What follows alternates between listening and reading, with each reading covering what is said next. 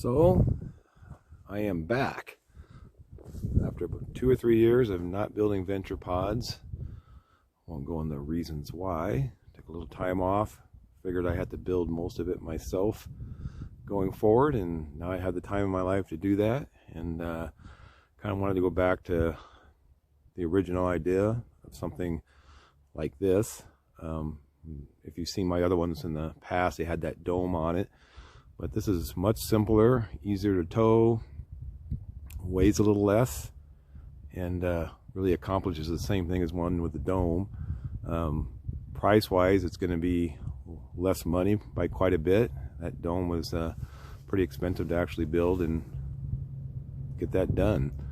So I'm at Forlorn Lakes up by Goose Lake here in the Gifford-Pinchot National Forest, mid-October, and literally I just pulled up, and it took me a couple minutes just to unhook it and pull it in here and lower it down to it's fairly level, and that's it as far as it kind of getting it into its place. This new Venturepod, before I had the rack tied into the body, and this time I'm actually, the whole trailer frame and axle and fenders is all one unit along with that rack. It's all integrated in the same. It's really strong. It's all steel, not aluminum. It really didn't add that much weight to the trailer, and I just like it a lot better. And that body I build, you know, away from the trailer frame and then just attach it after I'm done with it. So I like that. I'm waiting for some pretty cool black aluminum wheels to come in with a little higher tire. That's about a 29-inch tire, and it's going to be about a 30-inch tire. I also have from Moonshade a really cool awning that's coming that's not here yet. So as soon as I get those, I'm going to go out and take more pictures with those things. I haven't put a rooftop tent on this, but it will accommodate that, and very nicely. A lot stronger than what I had before for that being up there. Or the original idea was it was for your kayaks and canoes and paddle boards to go up on top. But there's also, if you go ahead and put a tent on top, we have a place for the kayaks to rest here, and you'll see a chain loop up here that you can just tie off your kayak on the side here over your doors. So you can have the rooftop tent on this the way it's set up and still have 2 kayaks on the sides if you wish. So it's pretty versatile what you want to do with it. So we got the water heater like we did before on the back. There's a plug to plug this in when you get home to charge up the battery. This side again is the cargo side.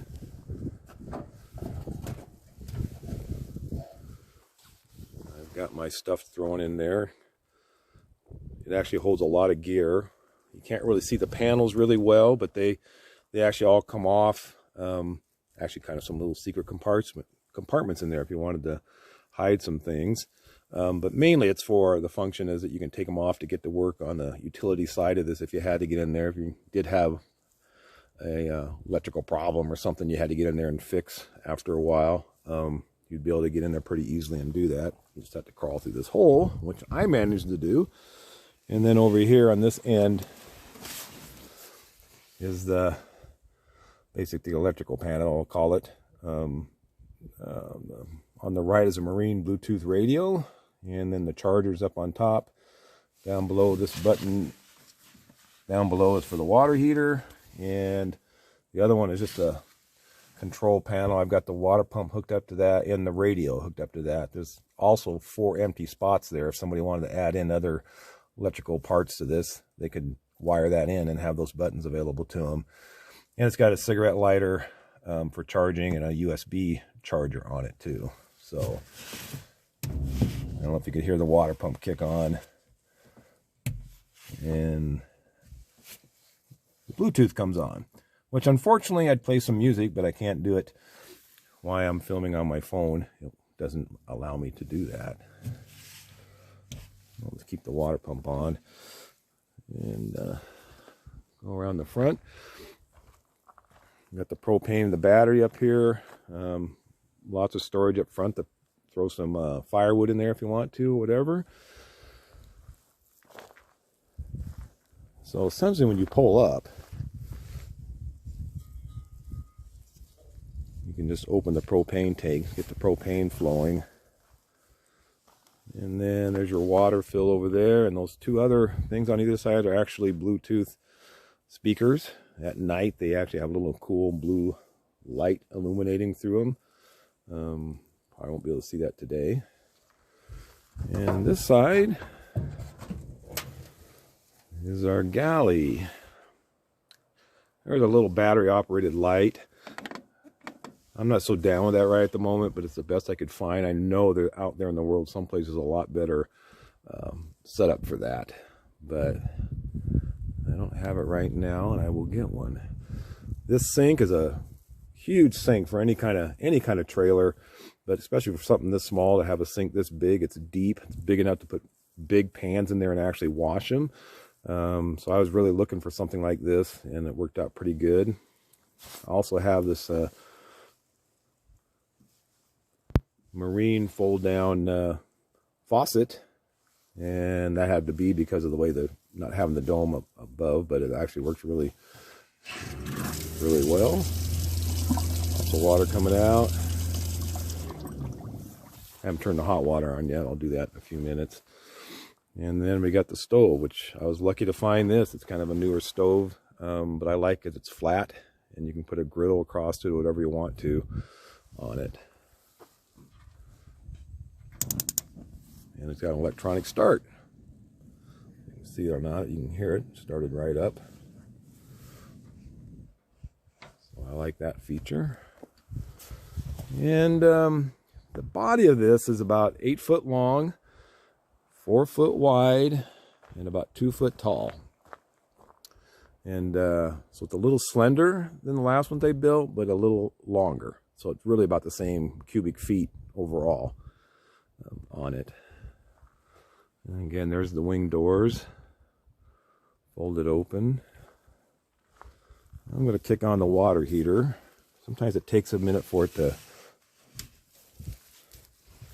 kick on, especially just after you turn the gas on. It'll sit there for maybe a minute, but it should kick on and start heating the water. Oh. Hopefully you heard that. So it's kicked on and going, and it only takes, if you just want it on warm water, it only takes about 5-10 minutes and you've got warm water. If you want it super hot, you know, it'll be on for like 15-20 minutes getting it to that point on there. So it's a torsion axle, which, boy, there's a lot of discussion out in the world about different kinds of axles and stuff. And I went with this. It's an easier ride. You know, I'm looking at my clientele is going to be more of the smaller vehicles. Obviously, this is suited for a hunter's vehicle or Jeeps or like that. But I'm not really promoting the off-road part of this. It can certainly be adapted to that, but it is built strong, that frame. A lot of steel in it. But for now, I'm going with the torsion axle and about a 30-inch tire on there, and it's about a 3,800 pound axle, so it carries a lot of weight, more weight than you ever put in this thing. And it weighs, dry weight on this is about 1,150 pounds. It's got a 30-gallon water tank, so there's 250 pounds approximately of weight you would add to this. And you know, if you're gonna put an ice cooler in here and sleeping bags and groceries, you're probably adding 250 pounds of weight that way to it. Just kind of depends on how you like to camp. So you know, you probably in the 1,500 to 1,600 pound range without a rooftop tent and awning, and with a rooftop tent and awning, you're probably going to be, you know, pushing around 1,800 pounds total weight. So a lot of vehicles, you know, they're kind of rated at 2,000 pounds. So it could definitely tow that. I'd probably, if it's going to be a Subaru or something like that, I'm sure I've been thinking it's going to be something that's going to need brakes on it. This one does not have brakes on it, but it can easily have brakes put on it. And it is beautiful out here today. I got to do more October camping. This is pretty cool. So I don't know what I'm forgetting.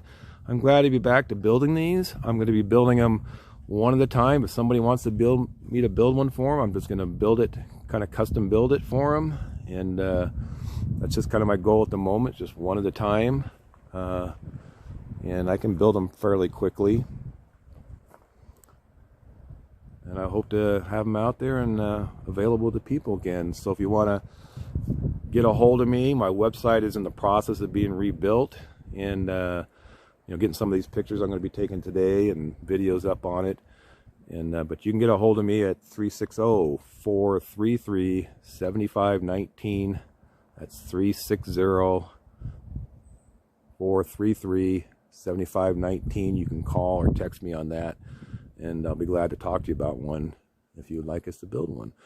I'm definitely going to look at this is kind of maroon. It has gray phylon on top. The fiberglass, you know, most RVs use. Definitely put some diamond plate on the front if I wanted to. I'm going to see how this one acts without it. The sides are actually the phylon that I just painted the marine paint. Maroon, not marine. And kind of got a WSU look to it, even though that was not in my intention. Kind of turned out that way. But, you know, the phylon comes in black, white, gray, and tan. So I can just go with that and not paint the sides or something, or change up two-tone like this one is. I think the next one I'm going to start building, I'm just going to start building it, and if somebody comes along and wants to buy it before I'm done, I'll add whatever color they want to it. But I might use aluminum, different colors on the side. I think I'm going to go with a bright yellow. I'm not sure what the other part of it will be, but maybe that bumblebee look, you know what I mean? Anyway, all right, that's it. I'm babbling on here. I'm excited to be out here and showing you the new Venturepod. And this is Barney, and I'm out of here.